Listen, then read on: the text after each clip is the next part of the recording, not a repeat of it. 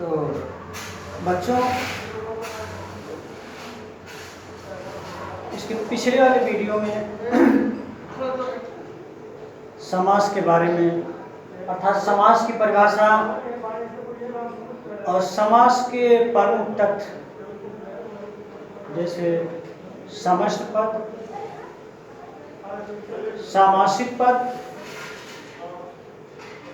और समास विग्रह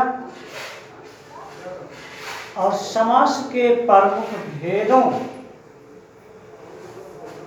के बारे में चर्चा हो चुकी है। अब समास के प्रमुख भेदों में एक एक करके उनके भेदों की विशेषताएं बताई जाएंगी। अब उन प्रमुख भेदों में पहला भेद है अव्ययी भाव समास। समास के प्रमुख भेदों में उनके प्रमुख जो भेद थे उनके नाम तो बता दिए गए थे, लेकिन उन प्रमुख भेदों में पहला भेद है अव्ययी भाव समास। इसे हम देखें। अव्ययी भाव समास, इसका सूत्र है पूर्व पद प्रधाना अव्ययी भाव। इसका सूत्र है पूर्व पद प्रधाना अव्ययी भाव। इसको हम इस तरह से कह सकते हैं कि यदि समस्त पद के पूर्व पद में, यदि समस्त पद के पूर्व पद में अव्यय हो और उसके साथ किसी अन्य पद का समास किया जाए तो उस समास का नाम अव्ययी भाव होता है।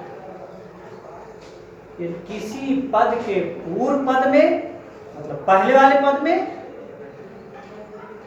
अव्यय हो, जैसे कि अव्यय ऐसे शब्द होते हैं जिन पर लिंग, वचन आदि का कोई प्रभाव नहीं होता है, ऐसे शब्द होते हैं। तो समस्त पद के पूर्व पद में पहला वाला पद यदि अव्यय हो और उसके साथ किसी अन्य पद का समास किया जाए तो उस समास का नाम अव्ययी भाव समास होता है।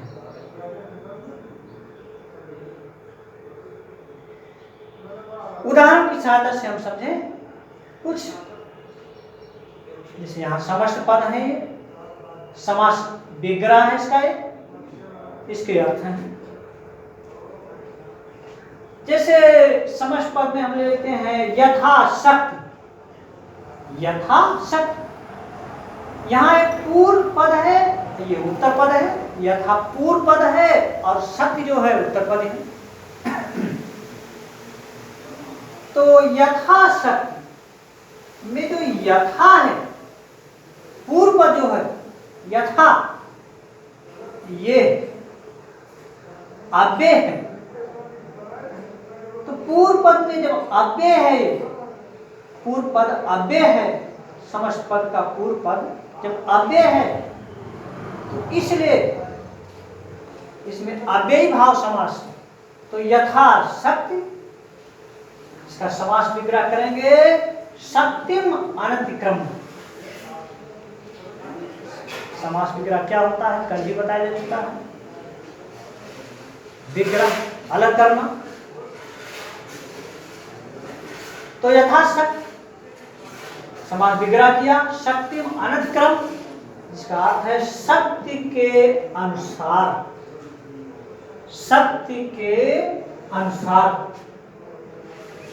तो यथाशक्ति में यथा अर्थात पूर्व पद यथा जो है वो अव्यय है, इसलिए यथाशक्ति में अव्ययी भाव समास है।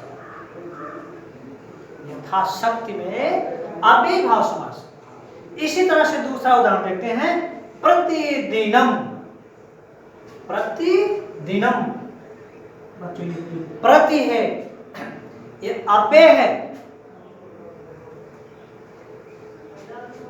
पूर्व पद जो प्रति है ये अव्यय है, इसलिए प्रतिदिनम में कौन सा समास है? अव्ययी भाव समास है। तो इस प्रतिदिनम का समास विग्रह करते हैं दिनम प्रति, दिनम दिनम प्रति, दिनम दिनम प्रति, जिसका अर्थ होगा प्रतिदिन।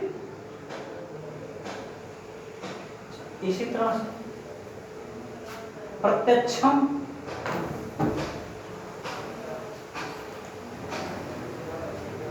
अर्थात प्रतिदिन, अच्छम,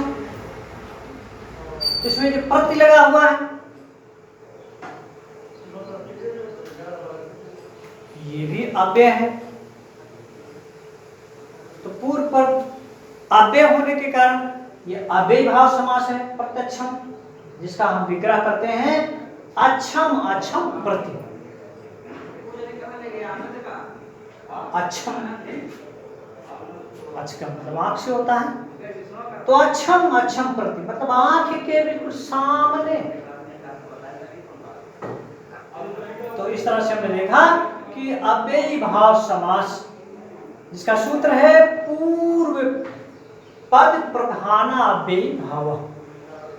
यदि समस्त पद के पूर्व पद में अव्यय हो और उसके साथ किसी अन्य पद का समास किया जाए तो उस समास का नाम अव्ययी भाव समास होता है। उदाहरण की सहायता से हमने देखा कि समस्त पद, समास विग्रह, अर्थ, यथासत, इसमें पूर्व पद अव्यय है, यथा इसलिए यथाशक्ति में अव्ययी भाव समास है।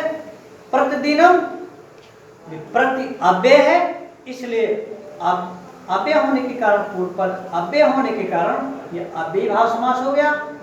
प्रत्यक्षम में प्रति, प्रतिदिनम में प्रति अव्यय है, इसलिए प्रतिदिनम अव्ययी भाव समास हो गया। प्रत्यक्षम प्रति अव्यय है, पूर्व पद अव्यय है, इसलिए अव्ययी भाव समास है। अब हम देखते हैं दूसरी संधि, द्विगु समास।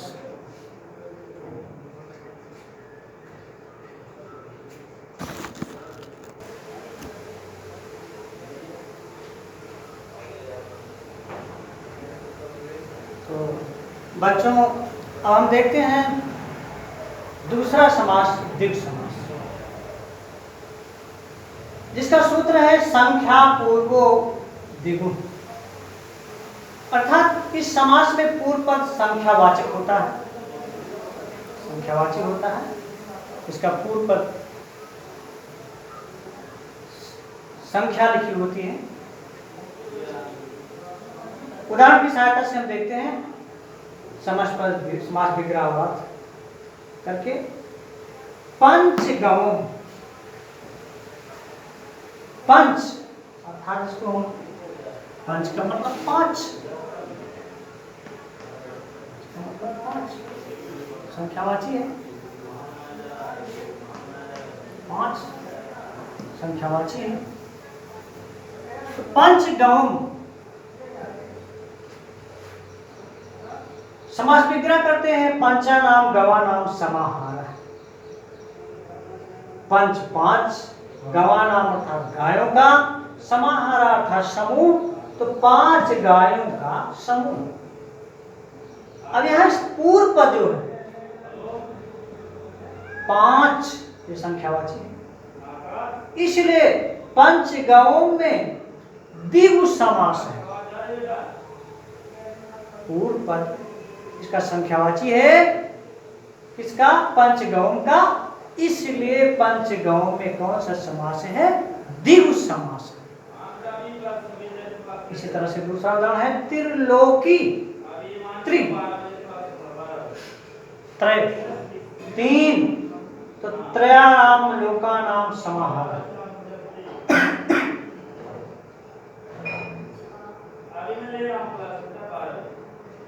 त्रिलोकी इसके पहले पद में संख्यावाची है तीन, तो त्रयाणाम लोकानाम समाहार, तीन लोक लोगों का समूह हम कह सकते हैं। तो ये त्रय शब्द संख्यावाची है, इसलिए त्रिलोकी में क्या है? द्विगु समास है। त्रिलोकी में द्विगु समास है। इसी तरह से हम अगले उदाहरण को देखते हैं, चतुर्युगम। समास विग्रह करते हैं, चतुराणाम युगानाम समाहार। चतुरा अर्थात इसको चार कहते हैं, संख्यावाची चार युगों का समूह। तो ये चार जो है, चतुराणाम, चतुर ये संख्यावाची है, इसलिए पूर्व पद संख्यावाची होने के कारण चतुर्युगम में द्विगु समास है। इसी तरह से शताब्दी, शतानाम सत अर्थात 100, शतानाम अब्दानाम समाहार अर्थात 100 युगों नहीं, शताब्दी 100 वर्षों का जो समूह है। शताब्दी, शतानाम अब्दानाम समाहारा 100 वर्षों का समूह। तो इसमें जो शतानाम 100 ये संख्यावाची है, इसलिए शताब्दी में द्विगु समास है। इसका पूर्व पद संख्यावाची है, इसलिए शताब्दी में द्विगु समास है। अब अगला समास देखते हैं, बहुव्रीहि समास। हमें कक्षा 10 में 3 समासों के अध्ययन करने हैं। पहला अव्ययी भाव समास, दूसरा द्विगु समास, तीसरा बहुव्रीहि समास।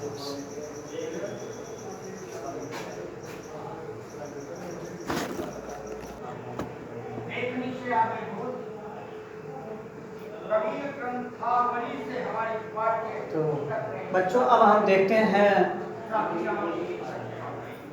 तीसरा समास जो आपका है बहुव्रीहि समास, जिसका सूत्र है अन्य पदार्थ प्रधानों बहुव्रीहि। अर्थात समास में आए हुए पदों से भिन्न, समास में आए हुए पदों से भिन्न के अर्थ में जो समास होता है उसे बहुव्रीहि समास कहते हैं। समास में आए हुए पदों से भिन्न अर्थ में जो समास होता है उसे बहुव्रीहि समास कहते हैं। अर्थात जहां अन्य पदों की प्रधानता होती है। इसे हम उदाहरण की सहायता से समझें कि जैसे महाशया, समास विग्रह करते हैं, महान आशया यस्य सा।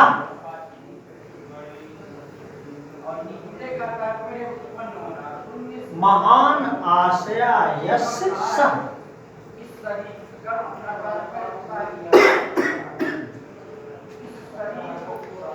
अर्थात सब व्यक्ति। महाशय चक्रपाणि, चक्रम पाणो यशसा, चक्र का मतलब आते हैं आप, चक्र पाणो हाथ यशसा, जिसके हाथों में चक्र हो, अर्थात विष्णु भगवान। यहाँ देखिए चक्रपाण, जिसके हाथों में चक्र हो, अर्थात भगवान विष्णु। यहाँ अन्य पद की प्रधानता हो रही है,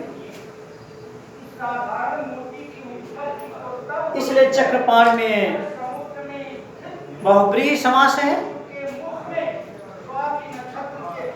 आगे है लंबोदर, लंबम उदर यशसा, उदर माने पेट होता है, लंबम लंबम यशसा, तो जिसका पेट लंबा है, बड़ा है, अर्थात यहाँ इसका आशय गणेश जी से लंबोदरा। अन्य पद की प्रधानता हो रही है, अर्थात गणेश जी। इसलिए लंबोदरा में बहुब्रीहि समास है। क्यों? क्योंकि यहाँ अन्य पद की प्रधानता हो रही है।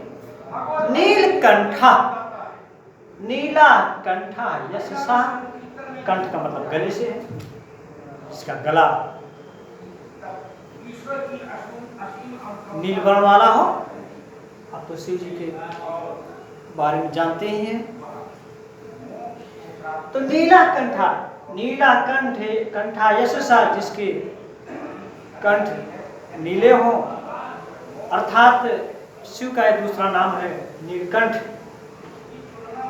तो यहां भी अन्य पद की प्रधानता हो रही है, इसलिए नीलकंठा में बहुब्रीहि समास है। तो जहां अन्य पदों की प्रधानता हो वहां बहुब्रीहि समास होता है, अर्थात समास में आए हुए पदों से भिन्न अर्थ प्रदान करने वाले समास जो होते हैं वो बहुब्रीहि समास कहलाते हैं। जैसे महाशया, चक्रपाण, लंबोदरा, नीलकंठा आदि बहुत से उदाहरण। जहां अन्य पदों की प्रधानता हो रही है, महाशया, महान आशया यशसा, अर्थात सभ्य व्यक्तियों के लिए महाशय शब्द का प्रयोग होते हैं। चक्रपाण, चक्रम पाणो यशसा, जिसके हाथ में चक्र हो, अर्थात भगवान विष्णु। लंबोदरा, लंबा मुद्रा यशसा, जिसका पेट भारी हो, अर्थात गणेश। अन्य पद की प्रधानता हो रही है। नीलकंठा, नीला कंठ यशसा, जिसके नील वर्ण वाले कंठ, अर्थात भगवान शिव का दूसरा नाम है नीलकंठ। तो इस तरह से हमने देखा कि जहां अन्य पदों की प्रधानता हो वहां बहुब्रीहि समास होता है। समास में आए हुए पदों से भिन्न अर्थ प्रदान करने वाले जो समास होते हैं वो बहुब्रीहि समास कहलाते हैं। इन सब जैसे महाशय, चक्रपाण, लंबोदरा, नीलकंठा इत्यादि।